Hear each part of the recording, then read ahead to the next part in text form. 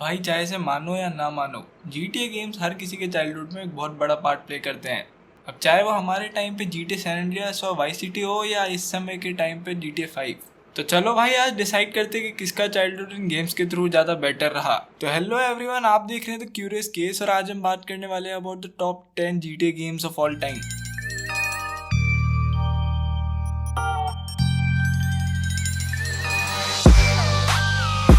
अब 10th position पे है GTA वाइस सिटी स्टोरीज। अब मैंने इसको इस पोजीशन पे रखा है इसकी एक्सेसिबिलिटी की वजह से, क्योंकि भाई ये लॉन्च हुआ था सबसे पहले PSP में और फिर उसके बाद बाकी कंसोल्स में पोर्ट कर दिया गया था। अब इसकी स्टोरी बेस्ड है 80s में। अब इसकी USP है इसकी fun and vibrant open world conditions, जो कि इसको PSP यूजर्स के लिए परफेक्ट बनाती है। अब उन्हें कहाँ फर्क पड़ता है कि इसकी स्टोरी लाइन कैसी है, उन्हें तो बस गेम में एक्सेसिबिलिटी चाहिए और चाहिए कि वो गाड़ियाँ तोड़ें, लोगों को मारें और मजे करें। अब भाई बात करें 9th पोजीशन की, तो इसमें आता है GTA the ballad of gay Tony.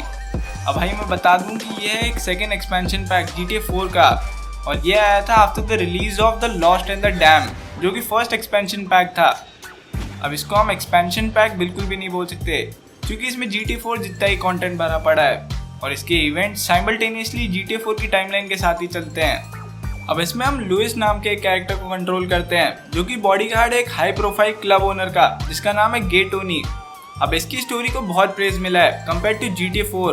अब 8th पे आता है GTA लिबर्टी सिटी स्टोरीज। अब ये भी वाइस सिटी स्टोरीज की तरह PSP के लिए बनाया गया था और ये फॉलो करता है GTA 3 की प्रीक्वल स्टोरी, जो कि थोड़ी ट्रेडिशनल गैंगस्टर स्टोरी है, अनलाइक GTA स्टोरीज जिनकी वजह से वो फेमस हुए। भाई GTA ऑनलाइन आने के पहले लिबर्टी सिटी स्टोरीज हमें 6 प्लेयर मल्टीप्लेयर ऑप्शन खेलने को मिलता था, जो कि अभी के टाइम पे तो नॉर्मल होगा, लेकिन 2005 में एक बड़ी डील था। अब 7th पोजीशन पे आता है GTA the lost and the dam, जो जनरली बेटर माना जाता है बिटवीन द 2 एक्सपेंशन पैक्स। अब इसकी स्टोरी भी लिबर्टी सिटी में ही जगह लेती है, जहाँ इसकी टाइमलाइन भी GTA 4 के साथ ही साइमल्टेनियसली चलती है, just like the ballad of gay Tony. Same map, same mechanics, बस स्टोरी और कैरेक्टर्स नए, पर फिर भी ये बाकी दूसरे गेम से बहुत ऊपर है।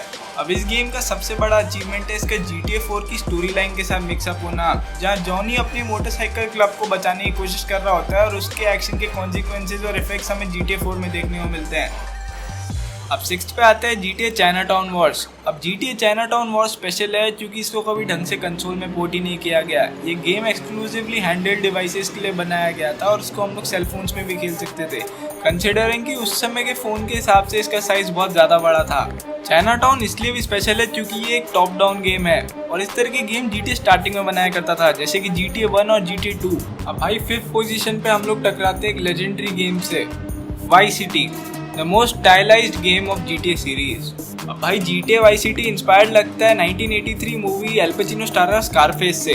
अब स्कारफेस में एल पचिनो प्ले करते हैं मायामी बेस्ड टोनी मोंटाना का रोल, जो कि रिजेंबल करता है वाइस सिटी के टॉमी वर्सेटी से।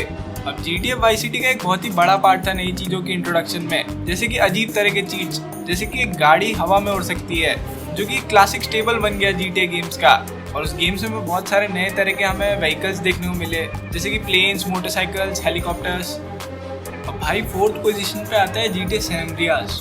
भाई GTA वाइस सिटी की सक्सेस के बाद रॉकस्टार एक स्टेप और आगे गया और सैन एंड्रियास में उसने सटायर, ह्यूमर, सोशल डेप्थ पे बहुत ज़्यादा ध्यान दिया। मतलब भाई इसमें जो 2 राइवल गैंग्स के बीच का कॉन्ट्रास्ट दिखा है वो बहुत शानदार है और उसके अलावा इसमें कुछ मेजर RPG और कस्टमाइजेशन एलिमेंट्स ऐड कर दिए थे, जिसकी वजह से प्रॉपर्टी बाय करना, मसल गेन करना, फैट गेन करना, ये सब बहुत ही अच्छी शार्पनेस से दिखाया। और भाई बात करें मैप की, तो इसमें सबसे बेस्ट GTA मैप है अभी तक का। और भाई बात करें 3rd पोजीशन की, तो इस पे आता है GTA 3। अब मैं ये बिल्कुल भी नहीं कहूँगा कि GTA 3 के बाद आने वाले गेम उससे बेटर नहीं थे, वो बेटर थे, पर GTA 3 को इतना ऊपर इस रैंक में इसलिए रखा गया है क्योंकि इससे पहले रॉकस्टार बनाता था 2D टॉप डाउन गेम्स और GTA 3 रॉकस्टार का पहला 3D ओपन वर्ल्ड गेम था और इस गेम्स ने इंडस्ट्री को चेंज कर दिया, रॉकस्टार का एक ब्रांड इमेज बना दिया और पहली बार हमें बताया कि humour, world building, outrageous crime एक गेम में कैसा दिखता है। अब भाई 2nd पोजीशन पे आता है रॉकस्टार का सबसे लेटेस्ट गेम। अब मैं ये जानता हूँ कि ये गेम 2013 में लॉन्च हुआ था, पर भाई सबसे लास्ट यही आया था। हम बात कर रहे हैं GTA 5 की, जो कि GTA 4 के बाद आया था। अब भाई इस गेम में रॉकस्टार ने GTA 4 की सारी मिस्टेक्स सुधारने की कोशिश करी, जैसे कि चौड़ी सड़कें, ज़्यादा ब्राइट और शाइनी गेम्स, कैरेक्टर ज़्यादा इंटरेस्टिंग बना दिए और इसमें हम गेम की स्टार्टिंग से बिना किसी मिशन के कहीं पर भी जा सकते हैं। जबकि मोस्टली हमें मिशन पार करने पड़ते थे एरियाज खोलने के लिए। अब भाई हाँ, ये सुनने में थोड़ा अजीब लगेगा, लेकिन GTA 4 सबसे हाईएस्ट रेटेड गेम है इस लिस्ट में। मैं मानता हूँ कि इस गेम में बहुत सारे इश्यूज थे जो GTA 5 में सही कर दिए गए, जैसे कि ड्राइविंग मैकेनिक्स, टेक्सचर पॉपिंग और ग्रे सेटिंग्स। पर भाई एक चीज माननी पड़ेगी, GTA 4 की स्टोरी लाइन सबसे ज्यादा डेंस और रियलिस्टिक थी। यहाँ हम गेम में निको बेलिक, जो कि एक ईस्टर्न यूरोपियन एक्स सोल्जर है, उसके कैरेक्टर को खेलते हैं और इसमें हमें लिबर्टी सिटी दिखाई गई है जो कि न्यूयॉर्क से इंस्पायर्ड है। तो भाई आज के लिए बस इतना ही। अगर वीडियो पसंद आई हो तो वीडियो को लाइक करिए और चैनल को सब्सक्राइब करिए for more info based videos.